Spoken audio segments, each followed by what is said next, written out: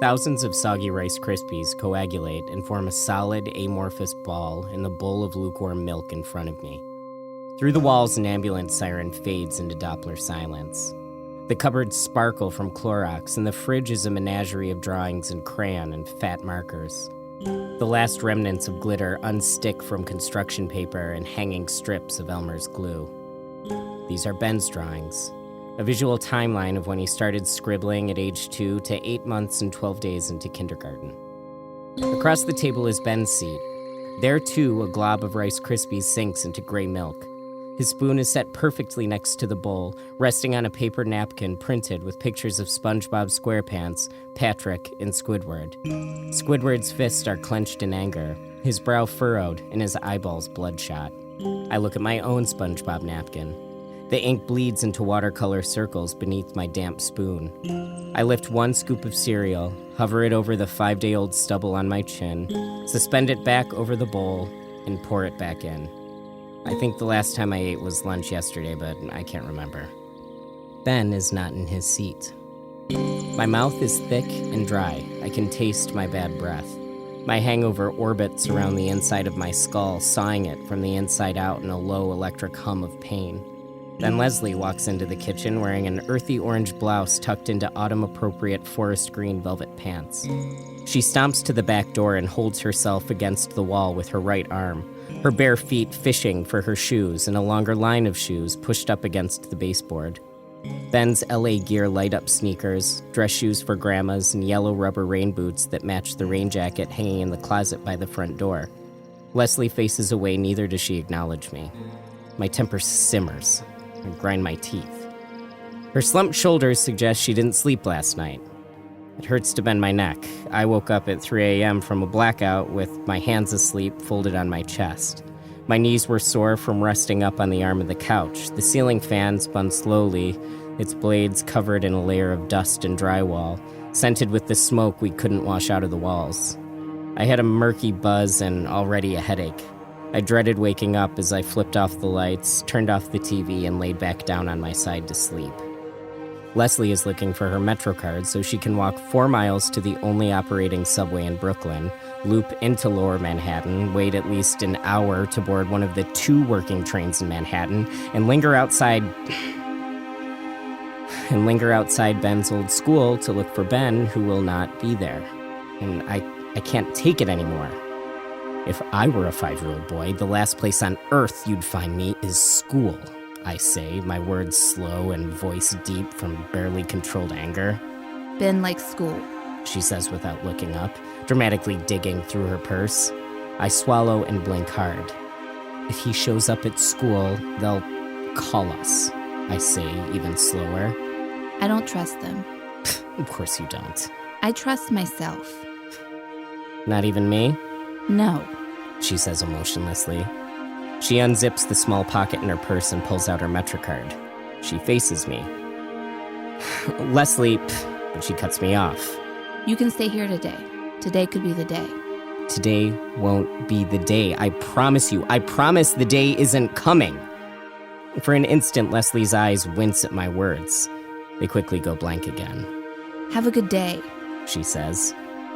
It sounds like a threat. I say nothing as she gently opens the door, goes out, and carefully closes it behind her. If she slammed the door, I would have gotten the last word. But the last word is hers. She's won another argument with the unbeatable weapon of emotionless self-control. I leave our cereal bowls where they are and go to the bathroom to brush my teeth. When I spit out the foamy toothpaste, it's lightly tinted pink. I lean close to the mirror, careful not to look at my face, and lift my upper lip to inspect my gums. The faintest trace of blood clings to my molars at the gum line. I rinse with Listerine and it stings even after I spit. Back in the kitchen, I forcefully jam my foot into my shoes and the heel folds. I bend my leg up and dig it out, and the shoe slips on. I put on my jacket and sling my messenger bag over my shoulder. I go out the front door and down the steps and into the street to join the small packs of people walking from Brooklyn to work in Manhattan. Cars rot on flat, waterlogged tires on the side of the road, immobilized from thousands of electromagnetic pulses. Across the street, a crater still smolders behind a hastily made lead barricade. It smokes even after these 2 years from the plasma blast that obliterated the block across the way but left ours untouched. I suspect my gums are bleeding from radiation emitted by that impact site. The government says we have nothing to worry about. I'm not worried. I don't care. The National Guard has checkpoints set up every 20 blocks, and bored soldiers joke with one another, their sterilizing alpha radiation rifles slung over their shoulders, pointed at the asphalt with the safety on. And the soldiers' casual attitude doesn't suggest we'll be prepared for it if it ever comes back. Helicopters plut, plut, plut over deserted neighborhoods, and unseen jets roar and split the heavy clouds above us with sonic booms. I flinch every time they break the sound barrier. On the horizon, the Manhattan skyline is a shattered skeleton of skyscrapers. It looks like blackened, broken teeth. Smoke still pours from the long evacuated southern tip of the city, and Midtown is almost entirely missing. It looks like a perfect rectangle has been excised from the island. It's 7:54 a.m., and I should arrive to work on time. It's 11:17 a.m. I'm trying not to doze off in the drop-ceiling conference room of Clubhouse Marketing and Media. Evan, a 20-something turd from Los Angeles, pitches me and the other executives on a new campaign for Golden Bear Brewery. Their flagship beer is called No Bullshit Porter. On the label, a muscular, bearded cartoon man presses his work boot on a dead bear's throat, one of his hairy arms held in the air in victory. Clubhouse Marketing and Media specializes in campaigns such as these. We manufacture and we sell manliness. I would do something else, but I don't even know what to do. Evan came with hordes of other young opportunists looking for an easy in to a decimated job market, oversaturated with federal money to keep people from leaving New York City. He's a disaster prospector. He gives us a shitty, overconfident grin and raises his eyebrows up and down like a bad actor. He dramatically takes a breath.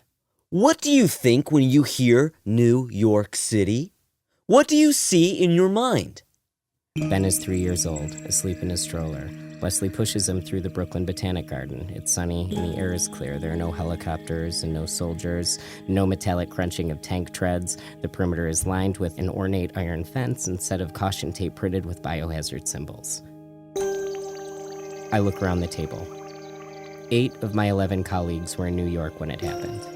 Duncan's scarred face goes white and his ears turn red. He stares at his tie and takes a drink of water without looking up. And he spills down his tie. Julie breathes quickly. She twists her bracelet, squeezing her husband's birthstone between her fingers. Her eyes sear straight through the imbecile in the front of the room who doesn't even notice. Gene sighs impassively, slouching forward, resting his cheek on his balled fist. Gene was not in New York at the time. Gene's son, Chris, certainly was. Chris, who was my best friend. Gene walked all the way from Hudson on Croton to the Triborough Bridge, only to be turned around under threat of arrest by a Marine as strange Technicolor explosions ripped apart Manhattan and Chris along with it. A few months after the event, after we all went back to work, Gene accidentally called me Chris. He pretended it didn't happen, and I did too. He called out sick the next day and was out for the following month. He came back to work looking tired. Gene clears his throat to speak, and Evan cuts him off. No, don't answer yet. I guarantee the TV can answer for us. Evan winks and picks up the remote for the too-wide television behind him. He clicks it on. A Jeep Grand Cherokee plows through the desert, a red cloud of dust trailing it. There's a Jeep sales event in New Jersey. The commercial fades into another. An American flag waves. Jesus Christ, I mutter to myself, loud enough for everyone to hear. The American flag gives way to George Clooney's deep voice over scenes from that day. The city was asked to stand up, he narrates.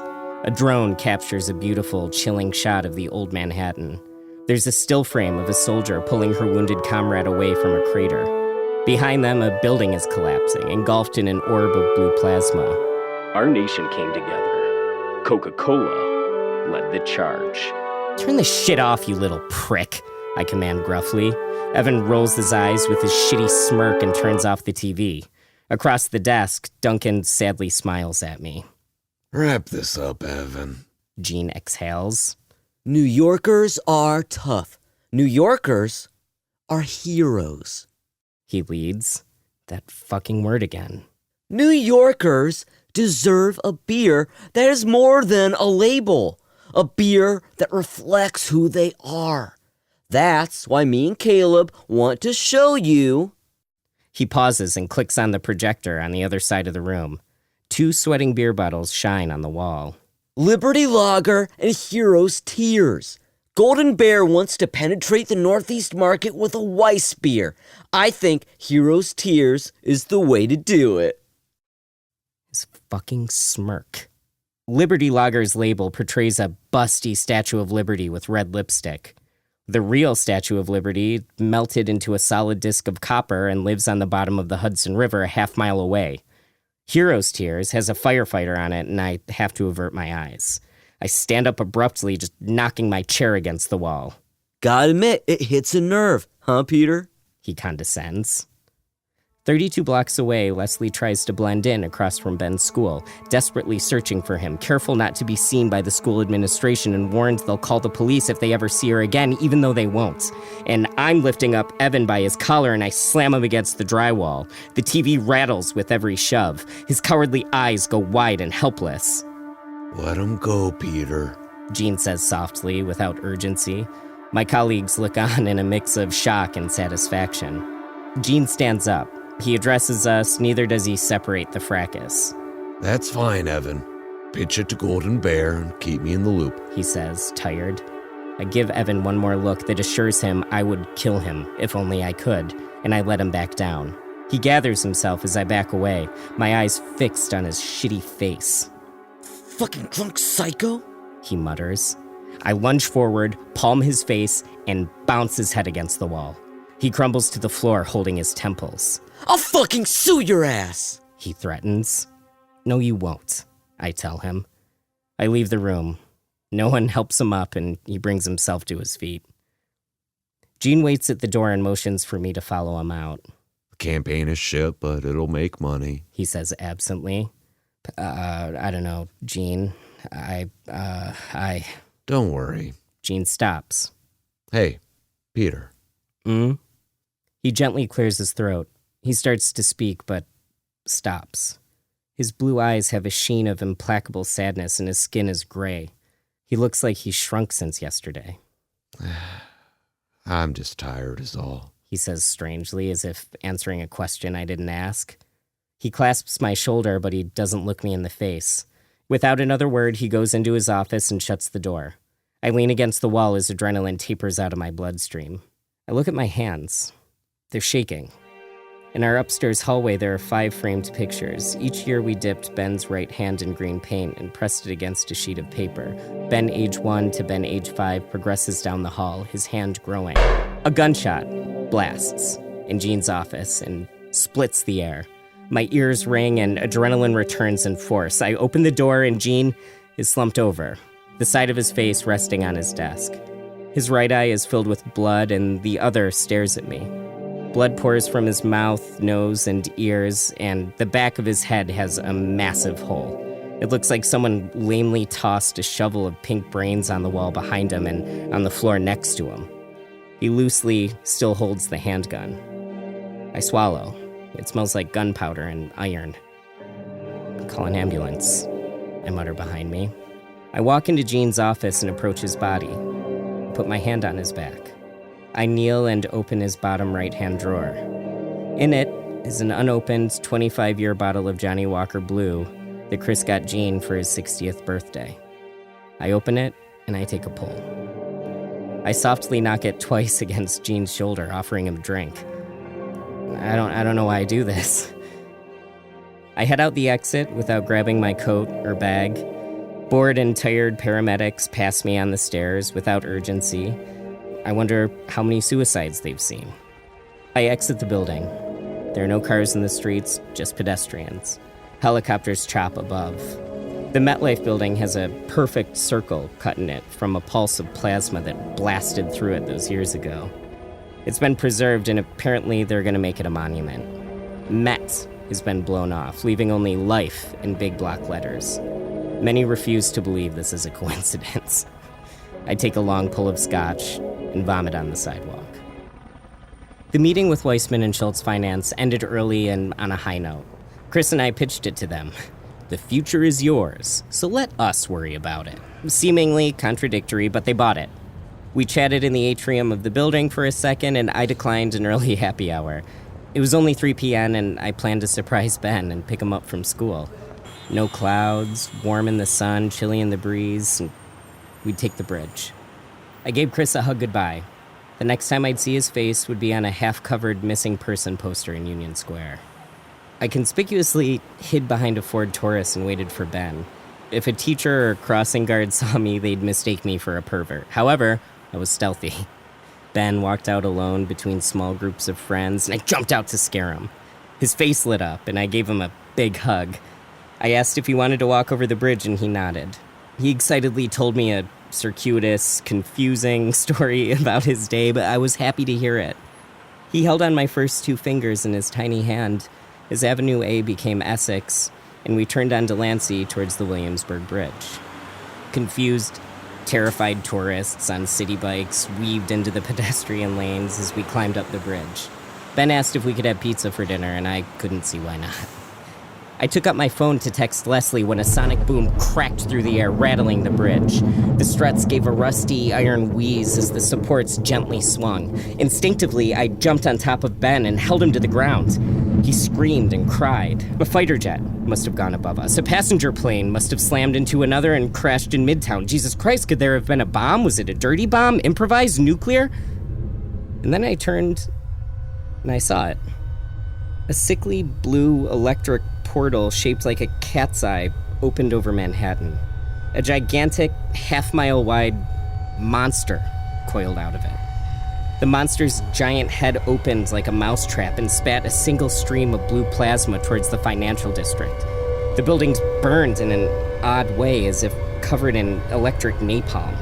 The buildings were on fire but didn't smoke, rather disintegrated right into the ground. The monster wound out of its interstellar portal and was nearly the length of Manhattan. It slithered through the air like a water snake, smashing the tops of buildings under its belly, sending debris onto the streets below. There was a stampede towards Brooklyn. I ran the mile without stopping, holding Ben tight against me with my hand on the back of his head. I told him to keep his eyes shut so he wouldn't see the destruction behind him. He cried quietly, but otherwise was silent. People were trampled. People leapt from the bridge. And we were nearly down the ramp when Ben broke into a blood-curdling scream. Others screamed and the crowd moved faster. I turned and saw the monster appear over the bridge. It had a massive, terrible mouth and it didn't have eyes. The monster reeled back and vomited a ray of plasma at us. The blue streak hit the tower on the Brooklyn side of the bridge. The bridge fell back, the cable snapping, flying back into the air towards the monster. A wayward cable sliced open the monster's exoskeleton, and orange pus leaked out. The monster turned back towards the island. The cable snapped back towards us, splitting the middle of the bridge long ways. It caved. And I don't know. I don't know how Ben slipped out of my arms, but Ben slipped out of my arms. I heard him scream once and saw his hand reaching out for me between terrified, stampeding people. Then his hand went down. I saw his hand fall to the concrete. I saw a shoe, then a boot, and then more feet trample it as the current of people carried me down the ramp and onto Berry Street. I couldn't get back to him. It was impossible. There was no gap in the herd. There was no way. There was nothing I could have done.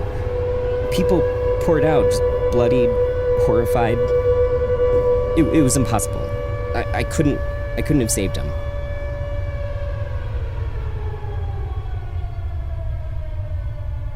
Leslie lays on her side, asleep in her clothes. My mouth is dry and sour from liquor and vomit and liquor. It's 2:12 a.m. One of her heels is on the floor and the other hangs on her toes, her leg protruding off the bed. Ben's Paw Patrol cup is in my hands, but the thought of water nauseates me. I sit on the end of the bed and Leslie grunts softly. I stare at my hands. I look at my index finger and my middle finger. I can feel Ben's fist wrapped around them. I can hear his voice. I swallow hard. I take a sip of water and my temples throb. I was with Ben, I tell Leslie. I surprised him at school. We went over the bridge. There is a silence save for Leslie breathing. I don't know why I didn't tell you. I didn't tell you to protect you either. It was me. I didn't want to hear myself say it. It was too much. What I saw. And I didn't care if you knew or not. I didn't want to know. I sip. I saw Ben die. It wasn't the monster. It was, but he was trampled by her neighbors. I saw him go down. I couldn't go back. Leslie groans and takes a breath. She doesn't turn. She speaks softly. I know, Peter. I don't cry, but I can't swallow. You talk in your sleep. I sit in the silence. I don't feel any less guilty. No weight lifts itself from my chest. Will you come with me tomorrow? We can wait for Ben. I clench my 2 fingers with my other fist. I squeeze and pretend it's Ben's hand, but it isn't. Of course, I tell Leslie. Of course we can. Her breathing slows to the rhythm of sleep. I want to touch her, but I can't. I get up and I go downstairs. I turn on the TV and flip on the lights. I lay on my back and watch the ceiling fan spin. George Clooney's voice comes from the TV.